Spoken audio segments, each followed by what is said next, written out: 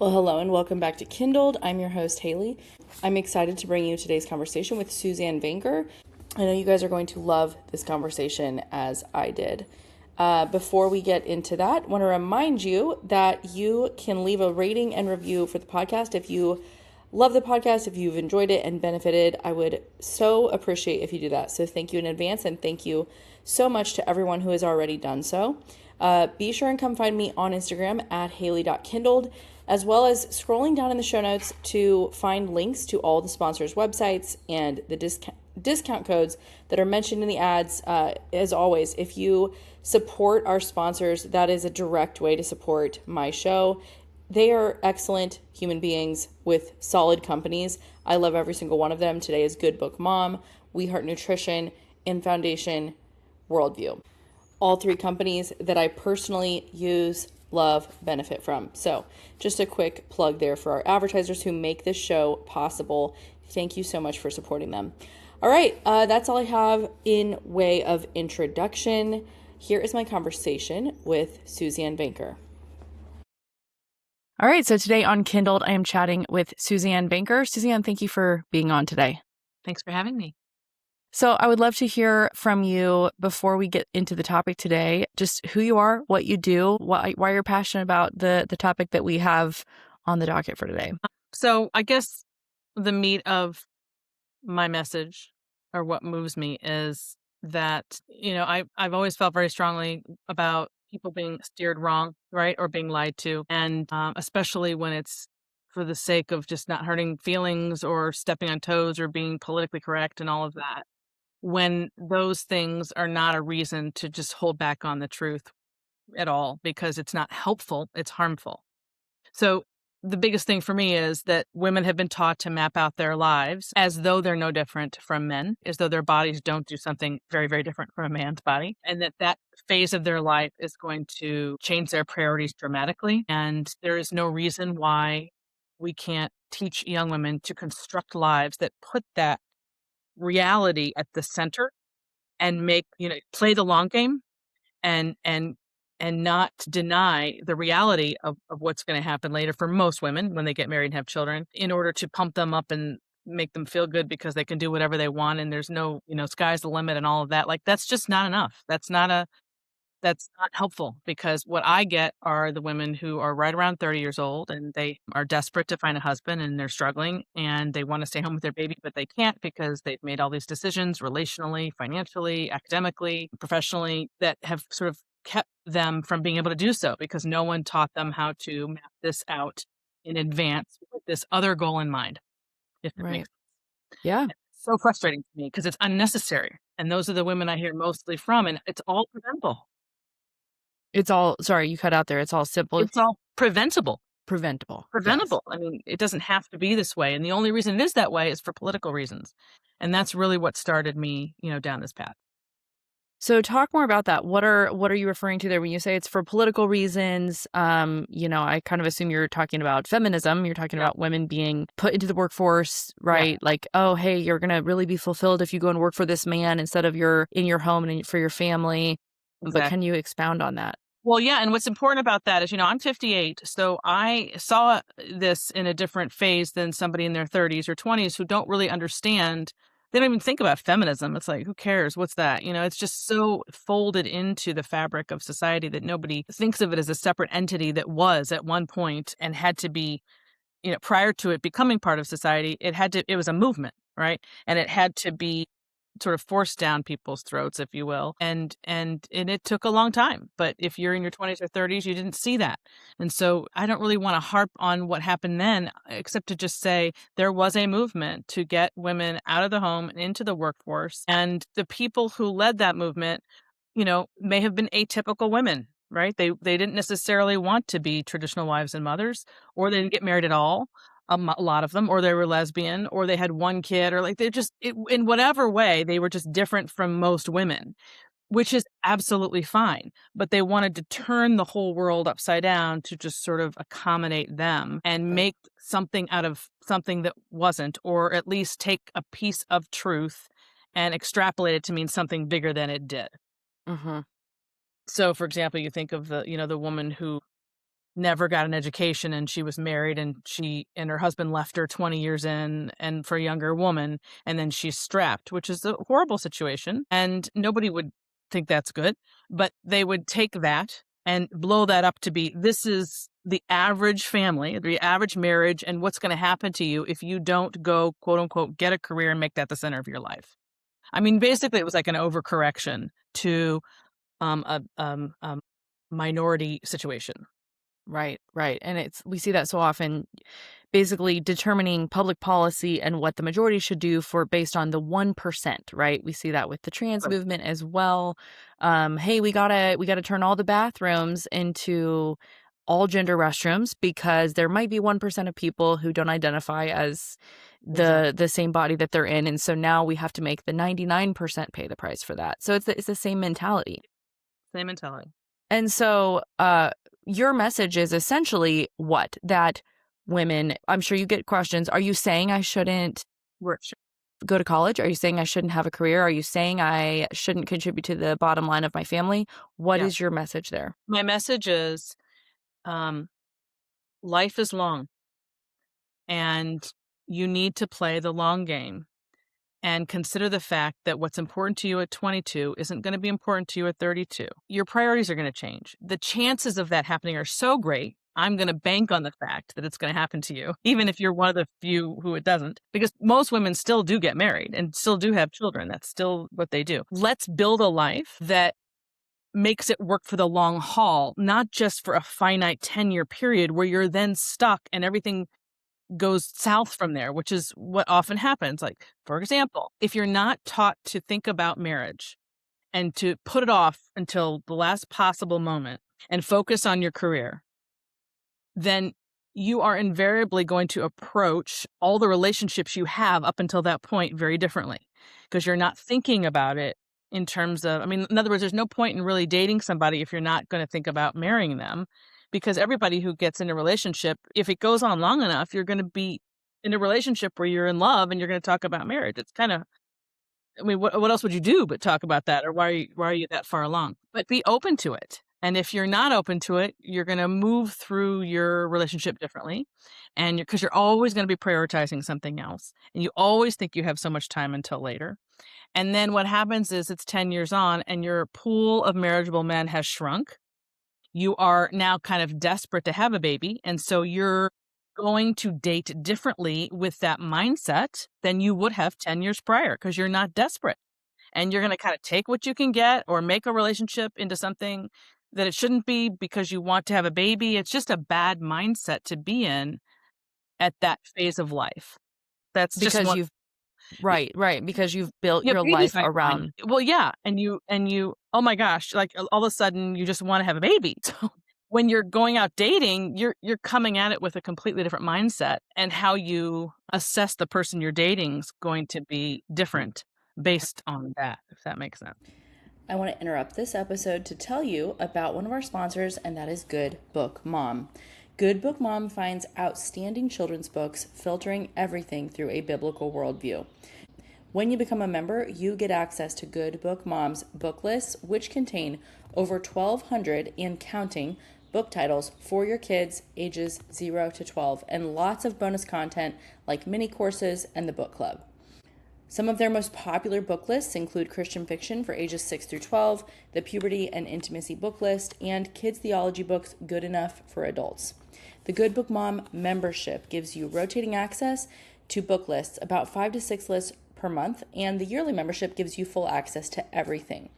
Visit goodbookmom.com to learn more about everything that they have to offer. Use discount code Haley25 for $25 off a yearly membership, making it just $74. I love Corey's recommendations. I trust her judgment and discernment, and I know that you will too. Check out goodbookmom.com. Use code Haley25 for $25 off a yearly membership. Goodbookmom.com with code Haley25. Yeah, right. And you oriented your entire life as a young adult, an adolescent, a young woman from high school to the college years around this notion of career, career, career, career. I have to have a career. What's my career? What am I going to do? What am I going to do? And you've spent so much mental energy, thought life attention, time, hours, creating and building that, then that's your like the center of gravity, I guess, in your life, with everything's oriented around that, not this broader, bigger reality of you are a woman. You are, the lie of egalitarianism is that women and men are just the same, right? There's no difference. You can go and get a career just like a man. You can have anything a man can have, right? Sky's the limit. Not acknowledging what you're talking about is your desires are going to be for a family. You should be orienting around that primarily. Well, yes, and understanding that just because you can do something doesn't mean you're going to want to. And that's a Right. very huge distinction between a man and a woman. Of course, you can do a lot of the same things. But first of all, why are we exalting it as being superior? So there's that to care work, to raising a family.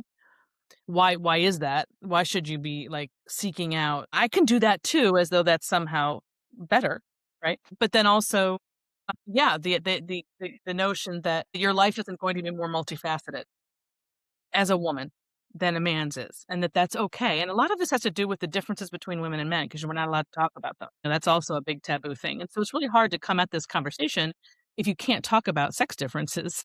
And not a lot of people are willing to do that these days, because they get, the moment they say anything that's Yeah, delineated. so what are some of those? Why don't you just make us very uncomfortable? It's what I'm all about. That's my favorite thing. I want to have the most difficult, hard conversation that really ticks off the maximum amount of people, not because I like making people angry, just because, like you said, there are so few people willing to really say what's true. And we are in a really desperate position as a society as a whole. And that's because we're in desperate positions as individuals, like you said, and people are just generally not happy.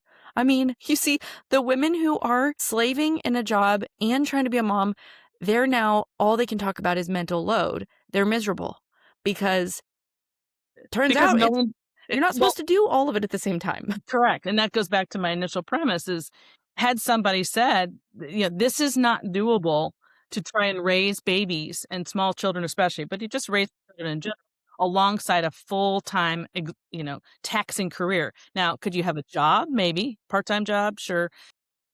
Do some work from home, kind of piecemeal fashion. Yeah, there's lots of other options.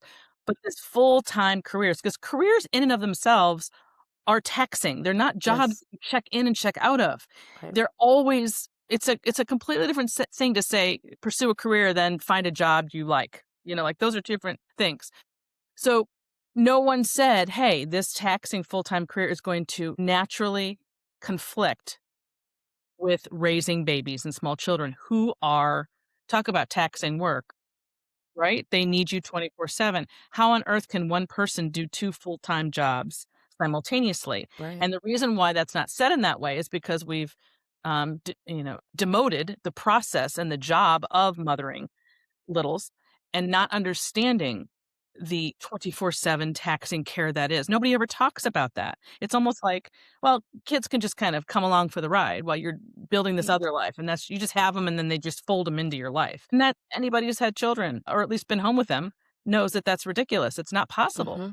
So let's set them up for success rather than failure.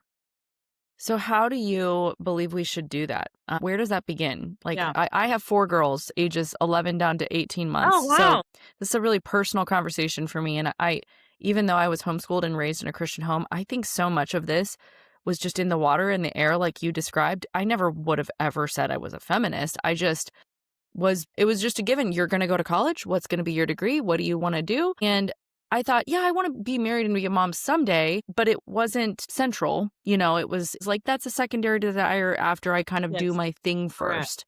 And thankfully, I didn't come away with hundreds of thousands of dollars of debt, but I know so many women who have and do, and now they really are in the position you're describing where they don't have a choice but to work to get out of that. And that's I'm glad you brought up student debt, because that's another big pot I've been banging on lately, is that actually that's kind of when it did start. You said, when did this, how do you start this messaging? At 18, for sure. Because at the very moment when you decide where you're going to go to school and how that's going to be done, what are you interested in? How are you going to make it happen financially? That's what I mean by playing the long game. The decision you make then will affect you 10 years down the road. It is an absolute mistake, and was a huge mistake, for a generation of parents to tell their kids, both men and women, both boys and girls, go into debt, whatever you need to do to get that degree, And the problem is twofold. One is, again, you're exalting it, that it's just so important, that it's worth going into thousands of dollars. I mean, just that message alone tells Right. tells a person without even saying it that Get it no matter this is what. so important, you know? Yeah. So there's that. There's a mental piece of that, along with the fact of this ridiculous claim, you can always pay it back later, which is not at all what's happening. And now, I mean, there's a difference between borrowing $5,000 or $10,000 and borrowing 100,000. But generally speaking, we're dealing with a generation who is just saddled with all this debt because they were encouraged by both their parents and the banks and the culture and wherever that this is normal, that there's nothing, this is what you should do. And it's easier, just pay it back later. And of course, nobody ever tells them that, well, by the time you get yourself situated into the career, and it might not be right at 22, it probably won't be. And then you get going and you start to attempt to pay down the loans and you're in your late 20s. Now you're thinking about getting married and having kids. So the student debt that you're holding on to for years is going to run right into your desire to either buy a home or to have children or to stay home with them or that are financial decisions. And you feel strapped, either one. So it goes back to that initial messaging that where nobody connected the dots of what this was actually going to look like. There was just some fantasy that you were going to get this great job right out of school and just pay those hundreds of thousands of dollars in debt within 5 years. It's all just, and then you're going to be debt free again, ready to start getting married. I mean, it's just the whole process is so wrong. And you're just setting them up to fail. So to answer your question about where does it start? Right when you're graduating from high school. What kind of job are you looking for? What kind of profession? And how are you going to pay for it? Obviously, I mean, the days of being able to work your way through school like my parents did in their day isn't a thing anymore. But if your parents can't afford it and you can't get a scholarship, I mean, those are the two most obvious ways of doing it, the way it's always been. And if you don't get a scholarship and if your parents can't afford it, then you go to local school, you go to state school. You don't go away to school and put it on debt because that's what everyone's doing. So that's the financial decision. And then it's what is the choice of profession you're going to make? If it's something that's all consuming, it's up to the parents to say, you can do that. Go have at it, but just know that here's the other side of that. Here's the other side of that. You're not going to be able to, and then you describe what life looks like 10 years down. And nobody ever does that. They just say, do whatever you want because you're supposed to be empowering them to just, just because they can, they're capable. They're so honed in on teaching your abilities, are as equal to a man's, but there's no reality on the other side of that at what that looks like 10 years down the road. Let me take a second to interrupt this episode and tell you about another one of our amazing sponsors, and that is Foundation Worldview. The world is filled with messages that challenge biblical truth. Foundation Worldview curriculums help parents equip their kids to think biblically so they can stand firm in their faith. Whether it's messages from friends, media, or culture, kids are constantly exposed to ideas that contradict Scripture. Foundation Worldview teaches them how to recognize and respond to these ideas with confidence. The best part is, no theology degree is required. Foundation Worldview curriculums use engaging video lessons and age-appropriate activities to make learning both effective and easy for families. Whether you have a preschooler, an elementary student, or a preteen, Foundation Worldview has a curriculum designed for their developmental stage, covering biblical thinking, Bible literacy, and God's good design for sexuality. Now, if you follow me on Instagram at Haley.Kindled, you have seen me share about this curriculum before in our homeschool.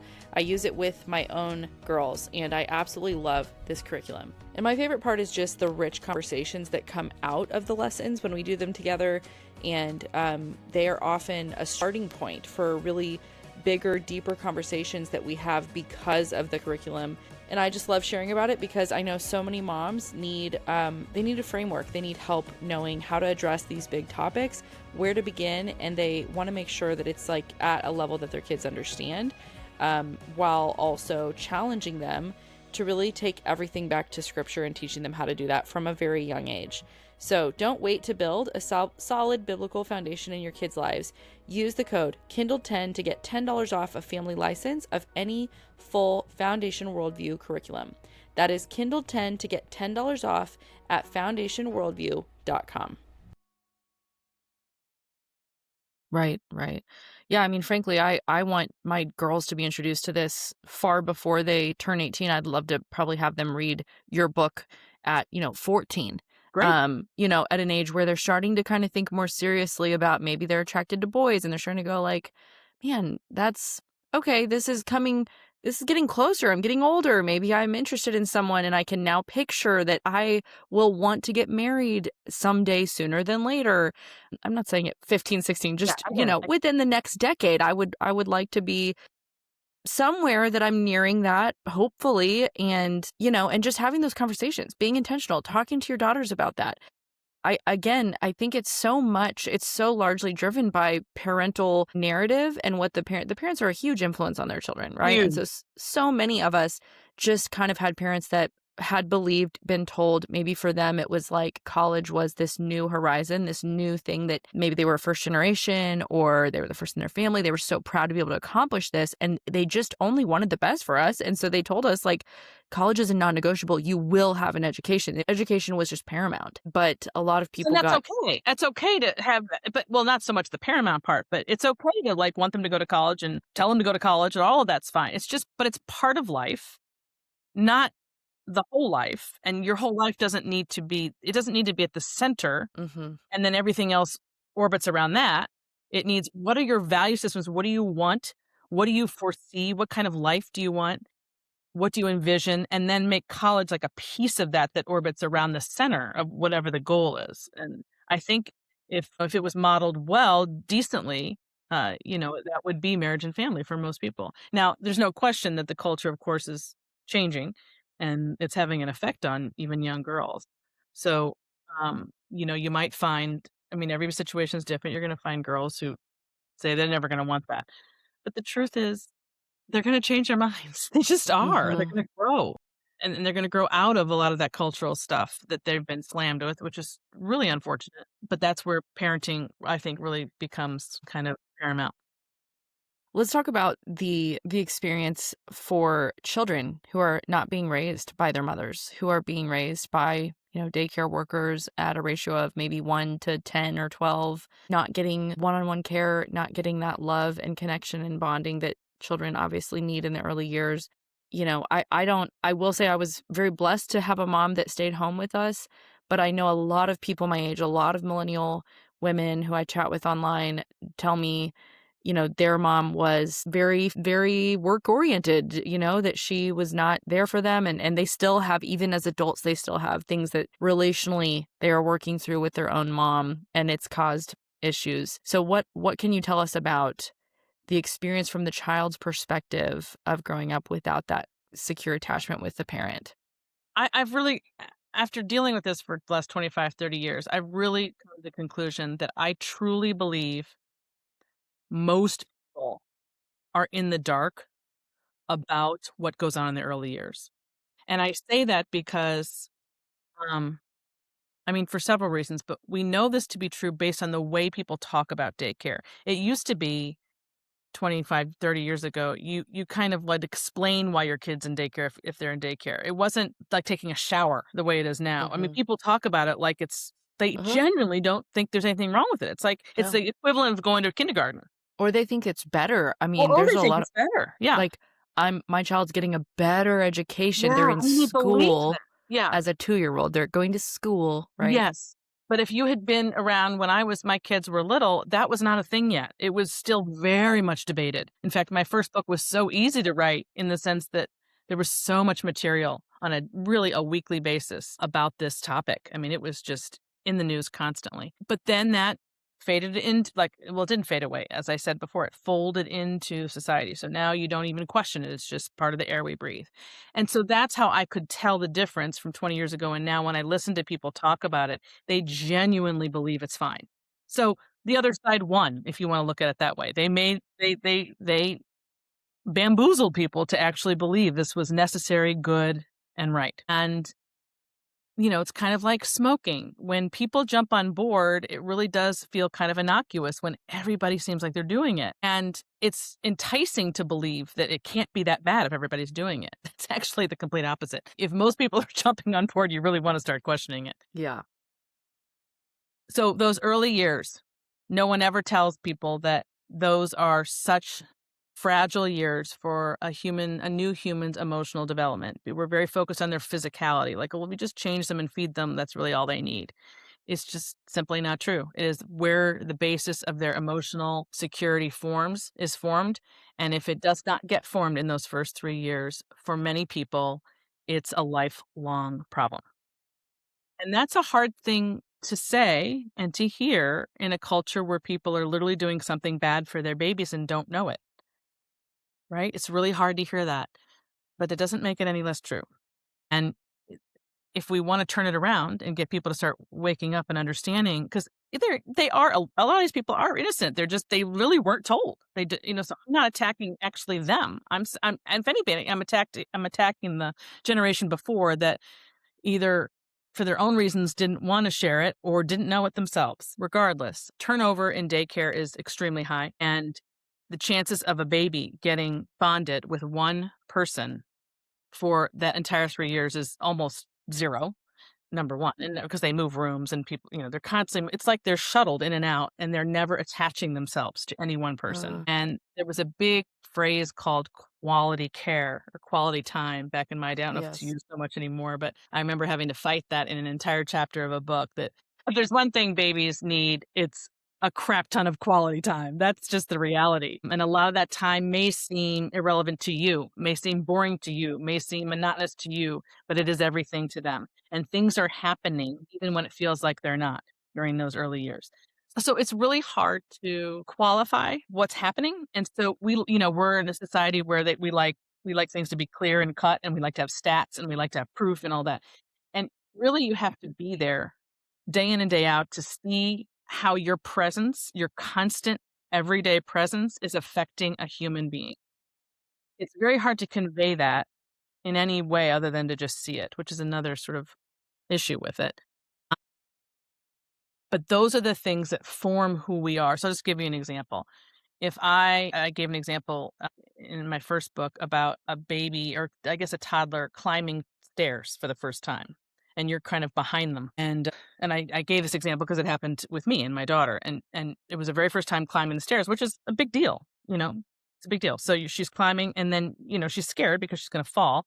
So she turns around to see if I'm there, and then she turned forward and climbed another one. Mhm. And then she turned back to see if I was there. And of course, I was there every step of the way until she could complete this process and feel safe knowing that if she fell, I was going to catch her. That's something that forms your entire being in terms of safety and security and attachment. That's an example of something it's an intangible, that there's so many of those things that go on during those early years that cannot be farmed out to, Right. Hired help, for lack of a better words. And that doesn't get into all the problems with daycare, which I don't know if you want to do that today, but, just Mhm. the whole environment itself and how unhealthy it is. But I think if people understood the significance of what goes on, I really do believe this, they would create a life that would have them be home more. And plus, I think Mhm. that women want that more now, especially Gen Z. I think they're looking for a way to to have a life that allows them to be home in the early years. I even think a lot of women, even if they're millennials or whatever, are surprised at how much they want that themselves, but they just don't feel that they can. So don't, they just don't, but, when you're up against, when you're really convinced that something is right, sometimes you can find a way to make something happen that you otherwise wouldn't. The next sponsor I want to share with you is We Heart Nutrition. We Heart Nutrition is a pro-life, family-owned supplement company that makes premium, research-backed supplements for men and women at every life stage, from preconception to pregnancy, postpartum, menopause, and beyond. Every product is crafted with the most bioavailable forms of nutrients so you actually feel the difference. There are no watered-down formulas, no unnecessary fillers, just wholesome, effective ingredients. Plus, they give 10% of every purchase to pregnancy resource centers to support moms and babies. I want to share with you something that someone asked me recently on Instagram was, girl, how Do you not have postpartum hair loss after having your baby a year ago? I have not noticed your hair looking thin the way that it typically does. And I will tell you, I did lose a little bit of hair because obviously there's a huge hormonal dip after you have a baby. The biggest one a woman ever experiences. You're going to lose some hair. But this was the least amount of hair that I've ever lost in all 4 of my pregnancies. And I believe it's because I was taking throughout my pregnancy the We Heart Nutrition prenatals. And then after pregnancy, I transitioned immediately into the postnatal, which supports your body and really just gave me everything I needed as I was breastfeeding, getting less sleep. Nutrition is spotty in those early months, weeks, days. I am going to credit We Heart Nutrition because it's really the only thing that's different compared to my other pregnancies. I'm 5 years older than my last one. And so I have just seen the difference in my own health, my energy levels, and really I went in recently and had labs drawn, and all of my levels were great. Thyroid was fine, which I've had issues with that in the past. Everything was perfect, except my B was really high. Do you know why it was high? It's because I wasn't taking a We Heart Nutrition B. I was taking some other brand, and it's not bioavailable. So it was just building up in my system. And they told me, you got to stop taking the B. Like, that's what's giving you these headaches. High or low vitamin B can lead to that. I stopped, and the headaches have gone away. So that's just proof that the vitamins you take, the supplements you take, the quality matters so much. So go to weheartnutrition.com. Use code Kindled20 for 20% off your first order. Support your health and a family-owned company that supports life. Again, go to weheartnutrition.com and use code Kindled20 for 20% off. Right. There was a contract role I had for a few months where I was going into an office 1 day a week several years ago. My own heart has changed so much on this. I used to think, I can handle something like that. No. I want to work as little as possible. I was like, I want to be a passenger princess. Oh my goodness. Yes, right. And an 18-month-old. I mean, come on. So regardless, but at the time I was in this office 1 day a week. My kids were in a private school. Now they're homeschooled, so we're all together all the time. But I had a coworker who she had her 3-year-old in a Montessori program. And she described how every day the daughter would cry about going to quote unquote school, which that's another thing that, parents call it that to make themselves feel like it's this legitimate learning institution when it's like, it's just daycare. It's just daycare. Okay. Whether they call it Montessori, whatever, you can say what you want to say. But she was like, yeah, she cries every day. Mommy, I want to be with you. I want to stay with you. And she was like, once we get there, she sees her friends. And I'm like, no, honey, you like your friends. Remember this notion we've adultified children, and like a 3-year-old doesn't want friends. They want their mom. You don't even want friends really until you're like in elementary school, upper elementary school. You're just like, you play side by side. You don't even play face to face with kids yet, And that's a perfect example of what women have been taught. Simply, they've been taught wrong. It's just factually incorrect, and they just don't know any better. And so we're actually teaching mothers to turn off their instincts.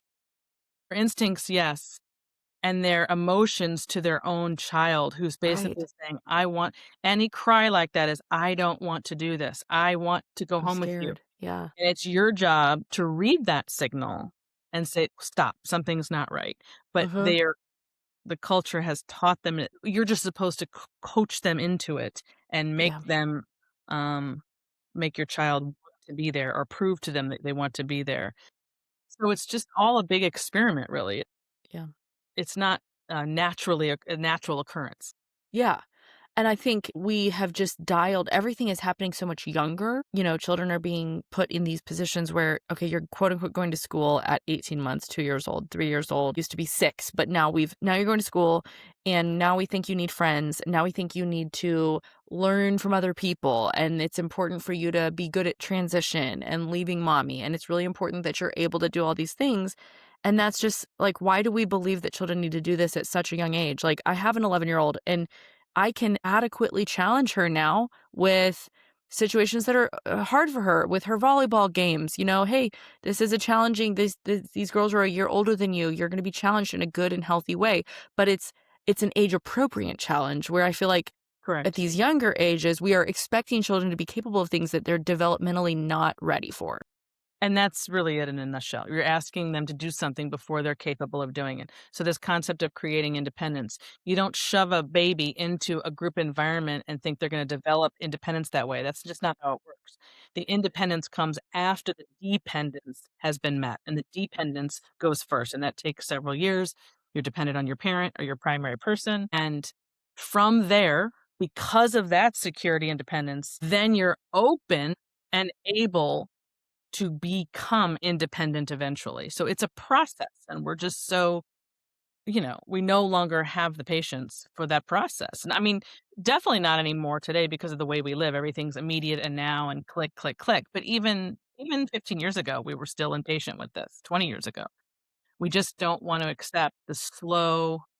I remember one of the biggest things when I was with when I'm with a toddler, when I was with one of my two toddlers, especially the first one, I was remembering it's so unbelievably slow, the process of their just existing in a day, whether it's Mhm. putting on the clothes or walking. This is you can especially So know this when slow. you're walking. If you're trying to Yeah. walk with a 3-year-old, you have to force yourself to barely move your feet because that's a full step for them. Mhm. But it's nothing for you. It's like, "Oh my god, this is so painful," Right. right? But you have to understand what you're doing is right and good for them and put that first and forget about your baby steps that are so painstakingly slow and Mhm. look at the giant steps that it is for her or him. Mhm. Yeah. Right. We're not like that as a country anymore. We don't do that.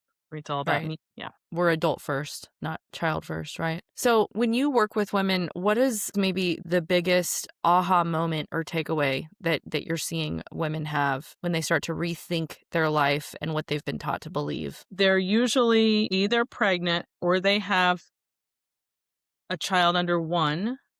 Or maybe they have a 3-year-old and a 1-year-old or whatever, but it's definitely about to have a baby or has young ones, and they desperately want to be with them, and their lifestyle is not allowing for that, and they have no idea how to make it happen. And sometimes they don't even have a husband on board. Uh, and that has a lot to do with, again, talking about playing the long game. When you're dating, you have to get this ironed out before you get married. Are you on the same page about how you're going to do parenting, how you're going to Mhm. do work-life balance, how Mhm. you're going to do money? All of these, well, that's just two. There's a lot, but those are the biggest in terms of how are we going to create a life that works for what our values are. And if your values are not aligned on the significance of a one income family for X amount of years, you're probably not with your person. And Mhm. if you don't have that conversation, you find it out later, it's tough. It's tough. Really tough, actually. And so what do you tell a woman who's not her life is not set up this way? What's step 1? I mean, Well, I it usually comes down to money at that point. It's a financial conversation. My premise is it's absolutely doable. Even if you made all the wrong decisions, you can absolutely do it. It's just that it's gonna be a lot harder for you than it otherwise would have been, right, had you made different decisions. But that doesn't mean you can't.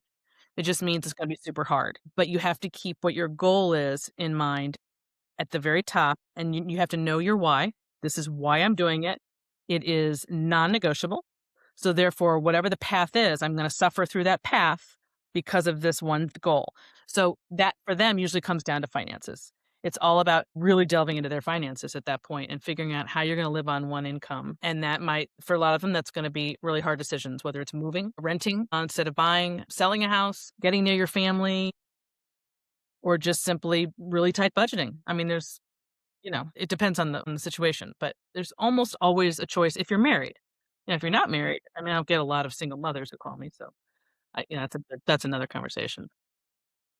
Well, as we're wrapping up, what would be your biggest piece of advice to women listening who are in that spot themselves, wanting to stay home with their children? I do have quite a few followers and listeners who have shared with me that that is their heart's desire. They do want to be with their children, but they had already kind of bought the lie and they're in the spot that nobody wants to be in. So what would be the thing that you encourage them with? Really getting aligned with their spouse on what the goal is. What are we going to do here? What's the value? If it's and just basically getting on the same page. And for some people, that's going to mean for the first time combining their finances. If they're living separate lives where they have these separate bank accounts and they haven't been communicating about, because how you're handling your money is really just a reflection of what you value.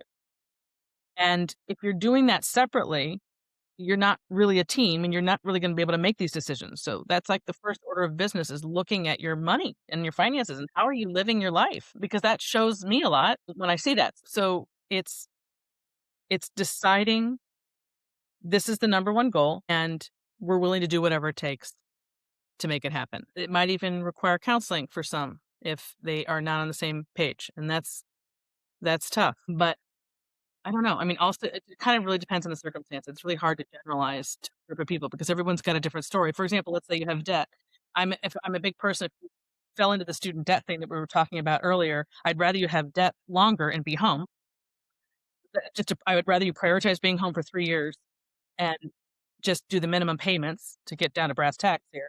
And then on year 4 or 5, really go into go be more serious about the debt. So if I had a choice between paying off debt and staying home's always been. Yeah. Yes, that's good advice. Well, Suzanne, I know that we are up at time, but I appreciate you so much. And I'm going to have you back on. We can dig into one of these other rabbit holes and rabbit trails that you go into. You have a Substack that is filled with so much wisdom and a lot of awesome articles. So Thank you. Appreciate that. I will link that in the show notes so people can check that out. Where else can people find you online? Actually, that's the best place right now. I'm really going hog wild just there. I'm kind of pulling back everywhere else. So Good. that's great. Yeah. Awesome. Well, thank you for joining us today. It's been really encouraging and fascinating to talk with you, and look forward to next time.